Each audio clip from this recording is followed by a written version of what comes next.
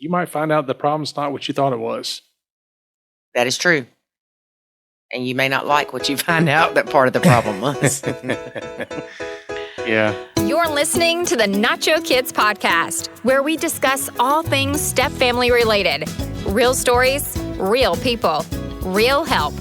Your hosts are the creators of the Nacho Kids Method and the Nacho Kids Academy Step Family Coaching Team, Lori and David Sims. Welcome to episode 267 of the Nacho Kids podcast. Feels like we've done this before. It's a rough day, y'all. I tried for 2 hours to record by myself, and I might have 10 minutes of good content. So then I talked to David. He's out of town, and I'm like, will you record with me? And he says, sure. But this is like take 8 of our conversation. So there's no telling what you're going to get. So we're already 3 hours into this podcast. Yeah, it's just one of those days. Yeah. And, you know, this is where I look at people and go, this free content costs a fortune. Well, not just that, but it costs us for the platform and everything else. That's what I'm saying. It's free content costs a fortune. Anyway, all right. So what are we talking about today? Okay.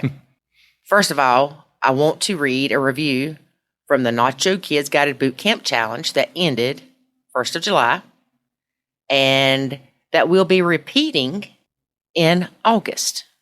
Yeah. Jump on that. That was a really good challenge we went through, and it was very comprehensive, and we got some great feedback from those who went through it. So I want to read you one of the feedbacks. My blended family had been doing well for almost 9 years till one day it wasn't. When I found Nacho Kids, I was in a place of crying daily, feeling devastated by my home situation and looking for a solution. The podcast helped me feel that I'm not alone, but joining the academy and doing the boot camp gave me back my serenity and hope. I feel back in control of my life. Woo! Yeah. Powerful. Well, the key to all that, though, don't miss it, is that this person did the work. Oh, yes. I mean, they did the work. They didn't just, give it lip service or go, hey, let's just see what I can learn from the Facebook group, and then I'm going to try nachoing. No, they completely went all in, and they did the work. Mm-hmm. So that's what you get. Like, you can't go to the doctor and say, I got a problem, give me some medicine, and then you don't take the medicine. Like, going to the doctor is not what fixes the problem. Right. You have to take the full course of antibiotics until they run out. Yeah. And can you do it wrong? Yeah. You can take the drugs wrong. Well, guess what? You can nacho wrong. Mm-hmm. There's a method to it. And, you've got to do it the way it's supposed to be done. Otherwise, it can cause more problems than it helps. Right.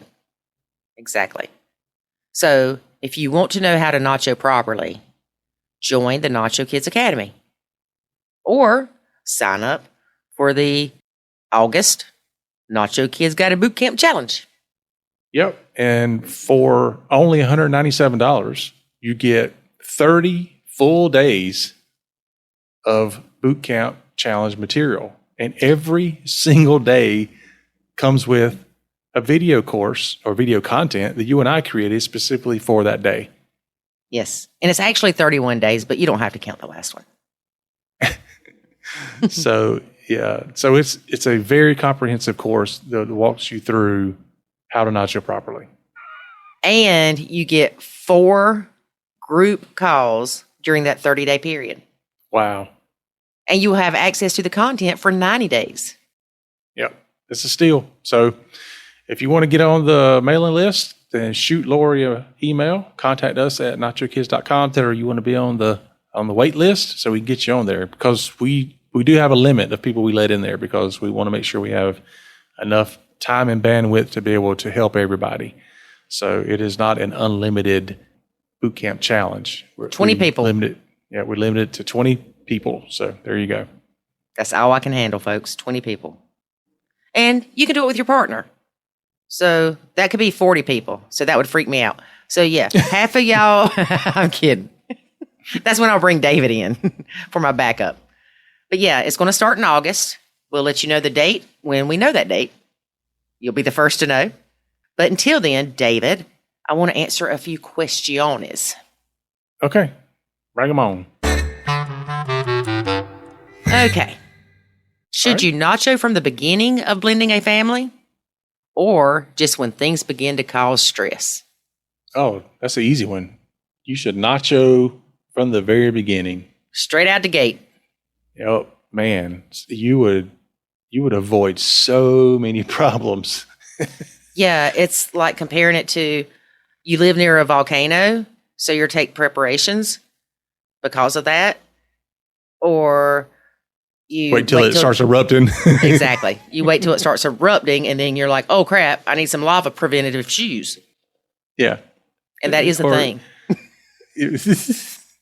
Or you could say, should I eat healthy and exercise once I start having health problems? But we're not making fun of the question, though, David. No, I'm not. Okay. I'm not making fun of it. I'm saying you're asking the question is, should I wait till things go wrong before I try to prevent things from going wrong? I think the person may be actually saying, do I have to be in a bad place to use this method? No. No, because you and I still use it all the time, and we're in a fantastic place. Yes, every day, every day, every day. And that's one of the things you realize when you start going through it is like, oh, wait a minute. This stuff actually works in all areas of life. It's not just for blended families. We just learn how to plug it into blended families to make it work. Right. And by you learning to nacho before blending, you don't go through the crap we went through. Yep. So absolutely, you should do it early and often. Mm-hmm. Every day. All right. Here's one. What do you do if you hate your significant other's kid and have zero desire to fix it? That's some stinking thinking right there. To whoever submitted this question, please look for our Change Your Stinking Thinking guided challenge coming up in October or September, whenever it was. Yeah, that's a tough one. Not necessarily a tough one to answer. It's a tough one to deal with. I think to some degree, I think you were there at one time. I don't know that you ever didn't necessarily want to fix it. But I think you got to the point where you just didn't care. Yes, correct. And so it is a hard place to be in, but it is fixable. Well, my response would be, if you hate your stepkids, you've got to figure out why. You got to dig to the root of the problem. Mm-hmm. Then you have to dig to the root of the problem of why you have no desire to fix it. Because more than likely, it bothers your partner that you don't have any type of relationship with their kid. Not saying you have to, but you need to understand why. And you may feel that way now, and 6 months down the road, you don't feel that way. If you do the work on healing yourself and understanding more of the dynamics of the blend. Yeah. I mean, chances are you didn't start out that way. So, what changed? What happened? And, I'm sure there was a lot of stuff that happened. So, yeah, there's a lot of healing that has to be done and a lot of self-reflection and a lot of trying to understand yourself, the blend, the step kid. I mean, there's a lot of work that has to be done, but there's definitely indication that there are certainly problems and probably problems bigger than what you may even realize right now. And, right. and the other thing is you might find out the problem's not what you thought it was. That is true. And you may not like what you find out that part of the problem was. Yeah. Okay. Another question. I think one of the biggest misconceptions is that when a step parent nachos, the bio parent will step up. No, that doesn't happen automatically. That does not. Yeah, typically what we see is that when the step parent nachos, sometimes the bio parent will step up, but sometimes the bio parent will rebel. And like, what are you doing? I have a tantrum. Yeah, they could even do that. And there's different reasons for that, but some of it's because they were never in a position to where they had to parent. because somebody else did it for them. Right. Or the way it was done, nachoing, the way it was done was very sudden. There was no conversation about it. We talk all the time about, don't listen to our podcast on Sunday night and then tell your significant other that Monday morning they got to figure out how to take the kid to school.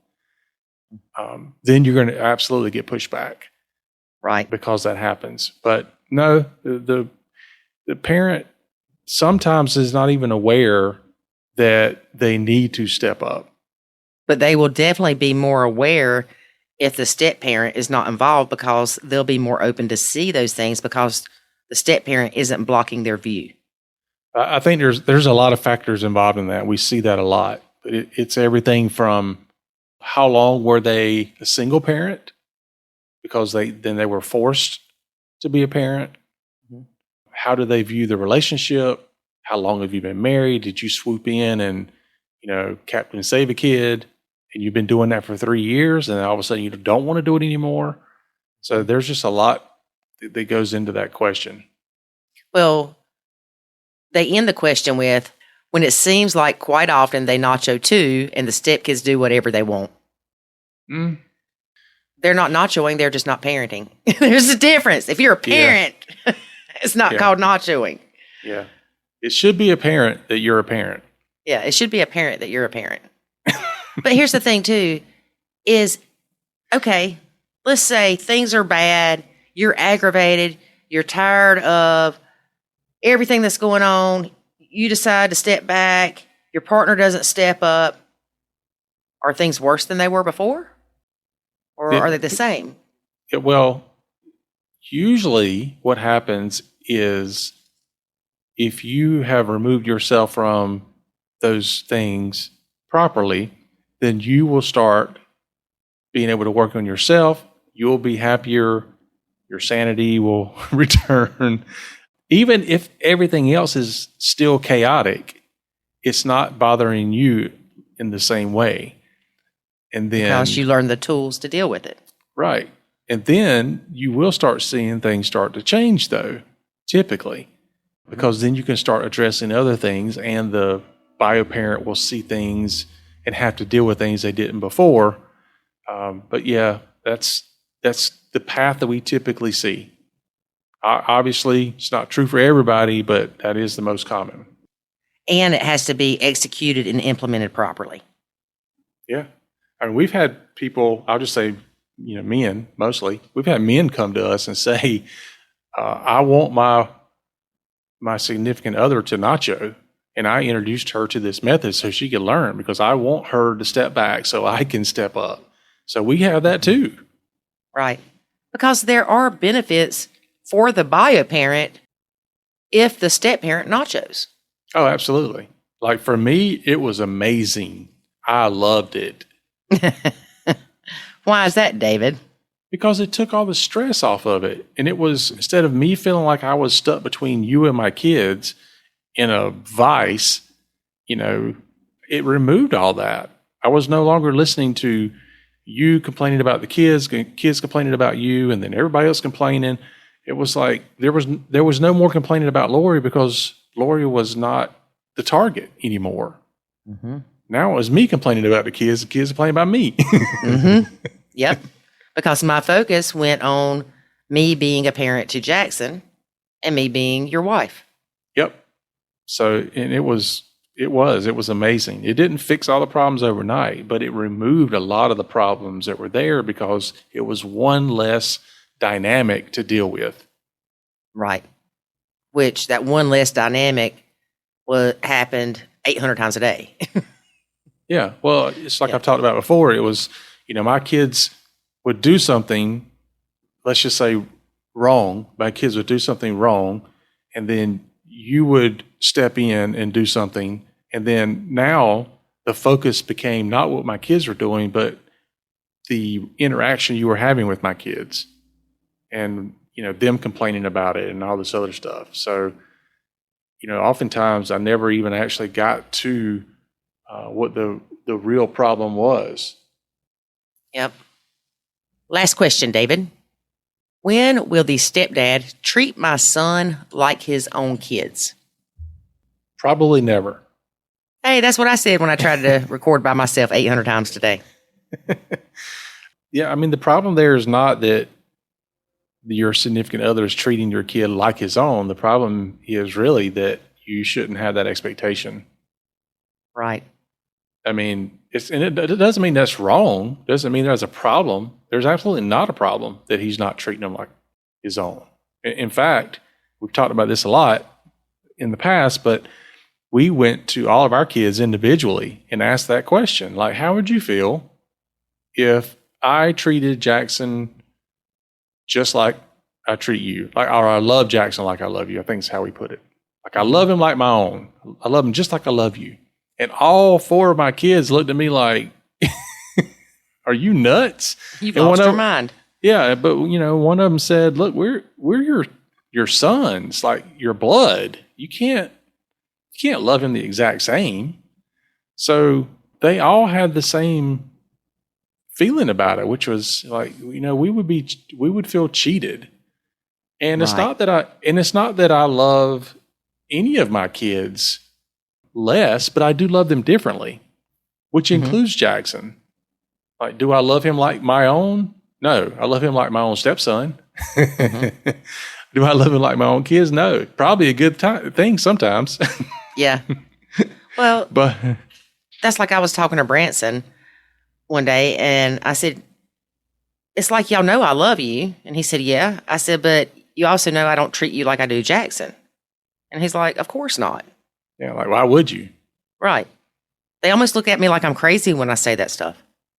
Mm-hmm. Yeah.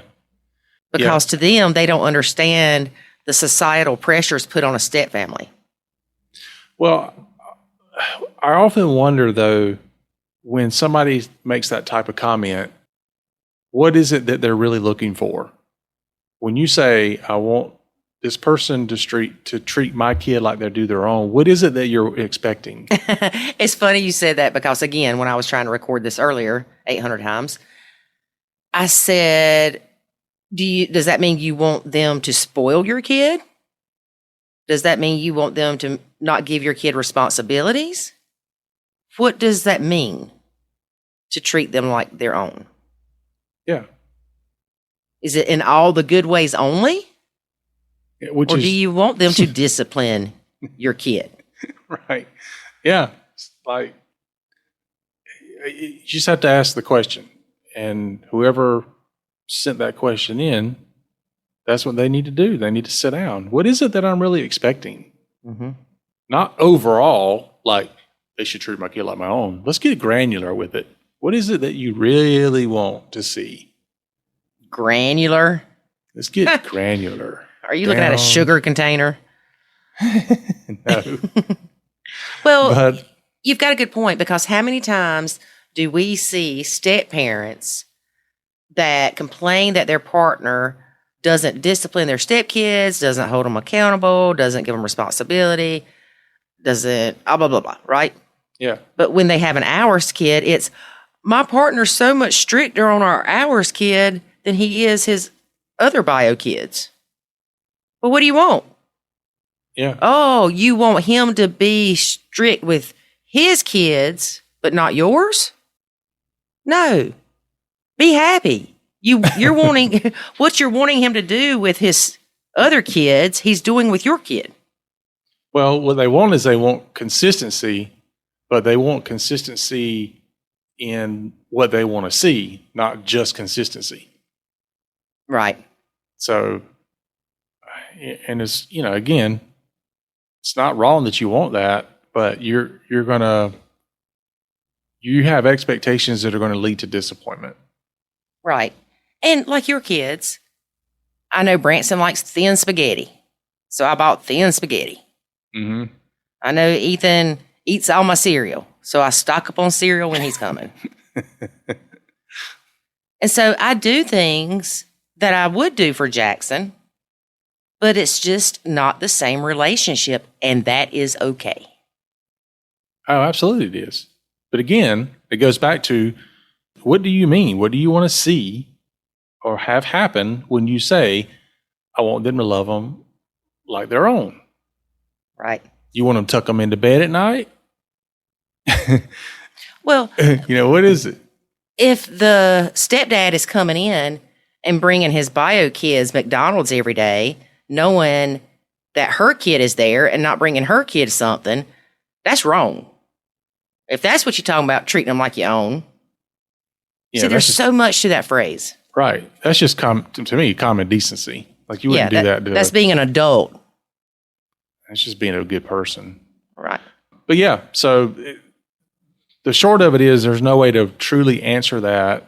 It's like a lot of things. We have to dig deeper to figure out what's really going on. Mm-hmm. So, and you have the ability to do that yourself. Sit down, take out a pencil, paper. Does people use pencil and paper anymore? Pull out your laptop and pull out your laptop. I'm actually writing with my lead pencil right now from probably 1980. But just, seriously, sit down and ask yourself the question, or go to a therapist or a coach, or engage with us, or whatever you want to do. But you've got to really get down to the root of what it is that you're dealing with or struggling with, and then what the expectations are with that. And that goes beyond this question. There's a lot of questions. Mm-hmm. So it's not easy. Exactly. Matter of fact, it ain't nowhere near easy. Life is hard. Step family life is harder. So times 10. Yeah. So nobody's looking at you like, why don't you have this figured out? Because well, and if they are, they're lying to you about how their relationship is. Yeah, absolutely. Nobody's got it all figured out. If there was one way to do this thing, then somebody would have written a book a long time ago. This is the one way. I'm writing the book right now. This is the one way. This is the one way to do it. But no. And I'll end by saying this. Whether you engage with Nacho Kids to get your step family on the right track, or you find some other person or methodology to follow, just get help. Mm-hmm. Honestly, we don't care if it's Nacho Kids or somebody else or some other thing. Just don't be miserable. Go find something that works for you. Get help. Right. And don't give up on this blend, because the likelihood of ending up in another blend is very high. Yep. And no, I'm not saying if you are in an abusive relationship to stay in an abusive relationship. You shouldn't even have to say that. I have to. I know. Because, All right. What else? What else? So 2 weeks ago, a little bit over 2 weeks ago, one of your kids and his fiance and their baby moved in. Mm-hmm. This is the third one of your kids to do this. Yep. Do you think it's fair that 3 of your kids have been able to move back in, but I only have one child that will ever move back in? Well, if he moves in 3 times, then we're even. Okay, we're good. No, we're not good. One of your kids, when he has his daughter, he always comes here, which I'm so thankful for, because I love her and I love him. But what's funny is 2 of your kids have come home out of the Air Force and moved into our house with somebody we never met. Mm-hmm. So there's a stranger in my house. And I'm going to tell her that when she gets here. I'm going to start screaming, stranger danger.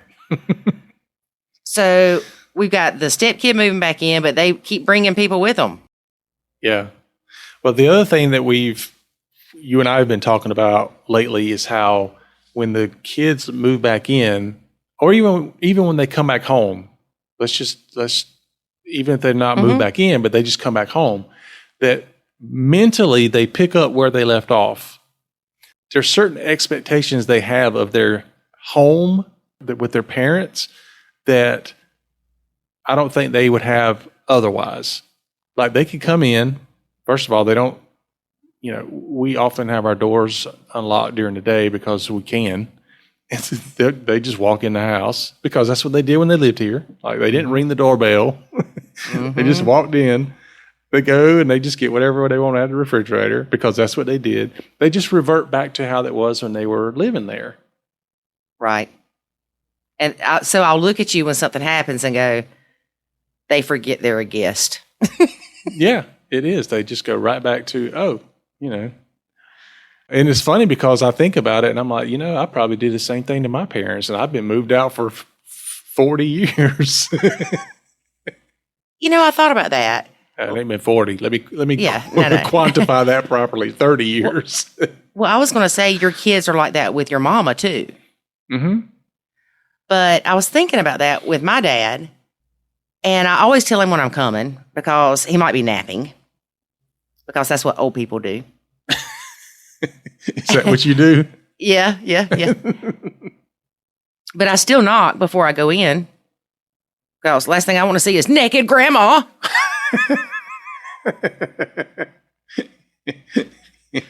Do I have to tell where that comes from? I don't know where it comes from. Family Feud. Oh, yeah. The guy said, if you were a robber or something, what's the last thing you would want to see? And he hits that buzzer and he screams, naked grandma.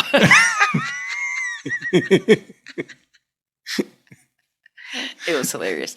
Sorry, y'all. It has been a rough day. I don't know why, but it has just been a rough day. So thank you for bearing with us. And thank you, David, for recording with me, since I'm incapable of doing so all by myself at this moment.